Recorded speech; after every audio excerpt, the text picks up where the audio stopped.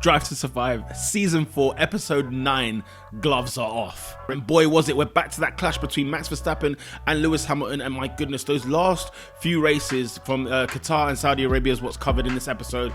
I mean, this season has been unbelievable.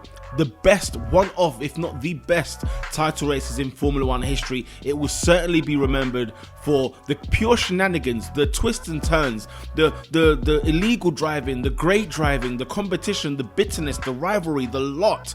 It is unbelievable stuff. I cannot believe that we've actually had to experience this in my lifetime, and I cannot believe watching it back again how epic this title race was. You get this sense that Mercedes start to lose respect for Christian Horner. Well, mainly Toto Wolff losing respect for Christian Horner there, because they have a press conference pre-Qatar Grand Prix, and the question is asked, is there still a respect between you two? And Horner kicks off by saying there's no relationship. Now, in some cases you would argue, you know what, yes, that makes sense. You know, you're two people fighting for the title, you're fighting for competition, especially against the team who've won it 7 years in a row and have won championship after championship. You, who hasn't won one since 2013, and we're in 2021, it's totally understandable why Christian Horner may not want to play pally-pally with Mercedes. And on Mercedes' front, I think there is a bit of understanding on that front too.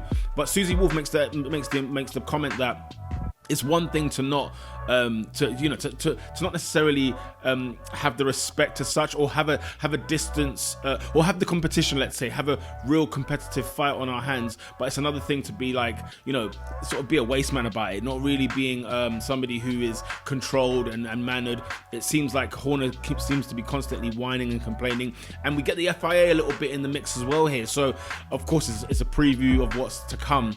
Once again, Netflix ends the episode with you wanting more. There's a few comments that are left at the end by Horner where it makes you think you have to watch the next episode, the last episode. Thank you for being on this journey, by the way. Toto's rebuttal to that no relationship comment was that once upon a time this was Olympic boxing, then it became pro boxing, and now it's MMA. So it's that thing of like, look, there's competition nonetheless, and at first it was kind of respectable and deemable, but now it's become a real fight. And if you're on the Red Bull side of the camp, you might argue that, well, look, it was Olympic boxing when you were absolutely battering everybody, but when it's now you've got somebody who's got some real competition, somebody who's really fighting and taking you to the limit, taking you to the max, if you will, now you're calling it MMA. So I'm in both camps. I appreciate what both people are saying. I appreciate both sides of the story.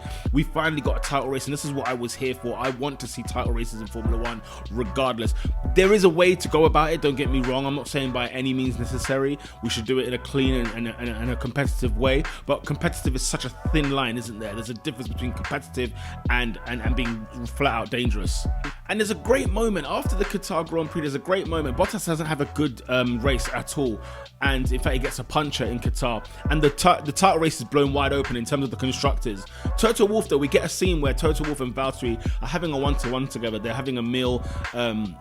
I think Bottas is at Toto's house, it looks like, and it's just such a nice thing to see. And Bottas says he still cares about this constructors title, and this is a man who's lost his seat. So, big up to Valtteri Bottas. My admiration and respect for you as a human being is definitely through the roof. I've got all the time in the world for Valtteri Bottas.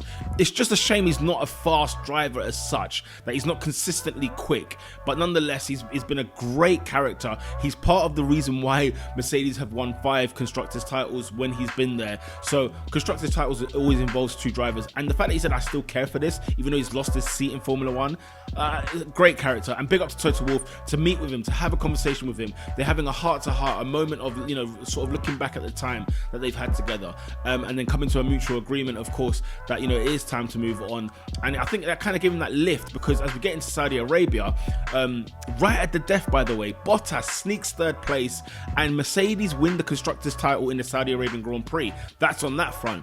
But of course, the Max and Lewis situation, the pressure is mounting. It's absolutely through the roof, and you could start to see cracks in both teams. Max Verstappen was feeling a bit unwell, and then he was doing an unbelievable qualifying lap in Saudi Arabia where he was battering Lewis Hamilton. He was 4/10 up on Lewis Hamilton, and then he hits the car into the wall. Therefore, Hamilton started on pole, and it was one of those where so many things were going on. Hamilton, I think, Mercedes were really under pressure.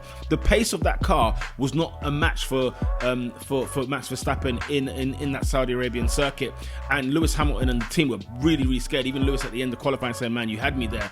And Bono was like, listen, mate, Max was on a good one, believe me. If he had completed that lap, he's on pole.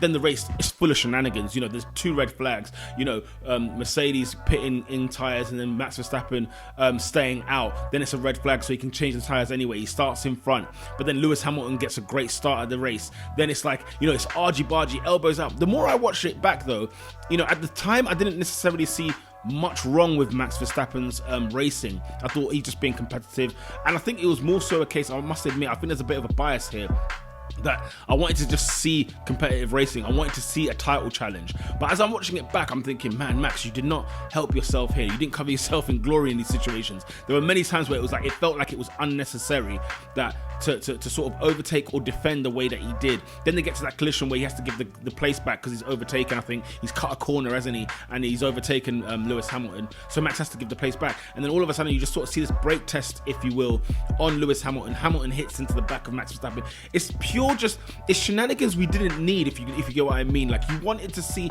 I think this is the moment where you know, if you're a staunch Mercedes fan or a staunch Red Bull fan, now the animosity is really rampant. At first it was just the best versus the best and whatever else, let's see what happens. But now it's becoming like, it seems like there's dirty tricks taking place.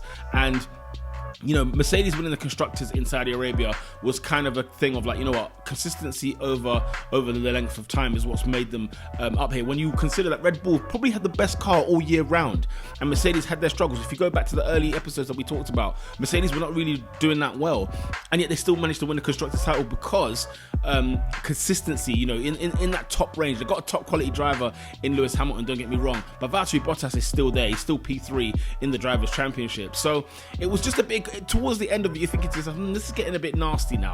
You know, I want to see clean racing. And of course, we're not even at Abu Dhabi yet. But the Constructors title is now complete and done. Mercedes win number 8. Now it's on for the Drivers' title.